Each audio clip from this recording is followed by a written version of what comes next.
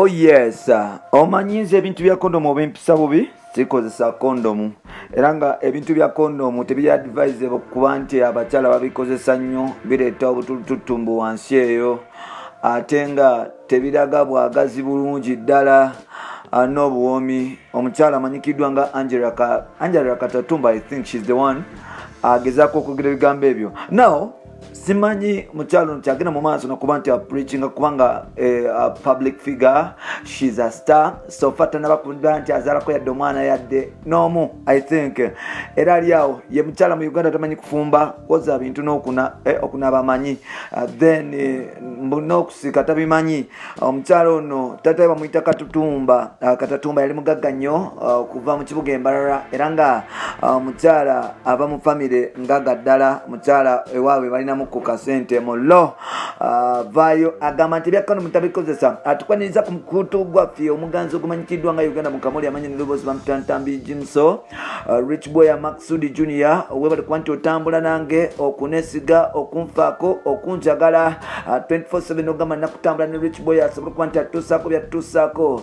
Big up and respect upon yourself. Nkwagala nnyo blood wange ali mu Uganda ne buli w'eggwanga mugamba mutya lockdown festival batwala etya mukyali mukumanyi oba mitima gyayabise. Yes, mitima gyakaluba oba mitima gyayabise kyali waddembe okuba nti ompa opinion comment yo mu comment section mpola ombulire gwe lockdown omutima yagukutudde oba mitima gyakaluba mpola. Yes, Bapita Ntambi Jimso Rich Boy ankutumiddeko bwetaliwe nga ina mpuliriza onakulwa leero nzikiriza nsobola okuba nti nva wano ntambule nkutwale ewa mukyala mukulu amanyikiddwa nga Angela Katatumba yali mukyala wa musajja mukulu amanyikiddwa nga Daddy Andre mpola yagendako ye Bulaaya eyo ne basooka bamusotasota muka abazungu nakomawo nayimba ku music nga tagenda bulungi nga tebikola makulu nnyo nakomawo nave Bulaaya nakomawo waneno natandika okuba nti akolera nga yasobola okuba nti adetinga producer songwriter kugata omuyimbi at the same time Bamito Jambo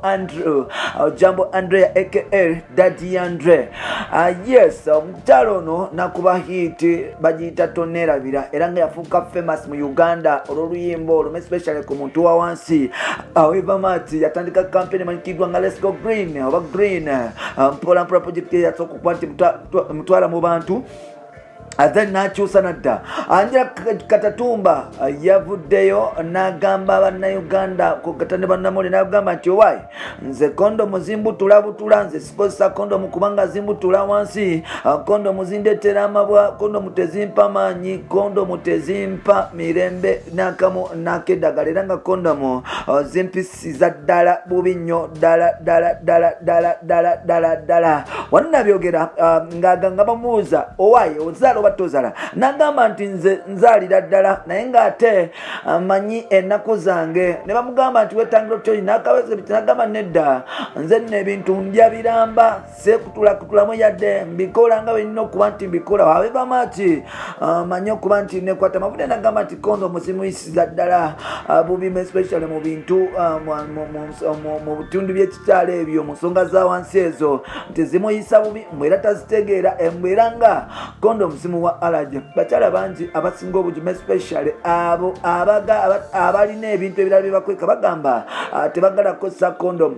Mukyala agamba ntayagaza kukozesa kondomu mu biseera ebisinga ngulira gwe kyali wange aba n'ebirwadde ebitategeerekeka, so at the end of the day ayinza okuba nga intention ye yakubikusiga. Jjukira recent omukyala yavaayo n'atandika okugamba abantu nga Daddy Andre baalabikanga omuladde wa siriimu mbo yagana okuvaayo okugenda okwekebeza era bw'atandika okuba nti obaoliawo agamba takozesa kondomu omanya mugyaliko aba akubidde akade mpola ng'agamba nti come at your own risk. Weneepikira Angela Katatumba amanya nti ogenda kulya mulamba yadde togenda kulubekamu yadde ogenda kulya bintu biramba era nga togenda kulyako bitundu yadde si togenda kumunuunira mu kaveera ogenda mumunuunirayo awo live nga balina okubeera mpola. Wano nkikulaga ki nti at the end of the day omukyalo ono ayinza okuba nti aleeta emiwonyo.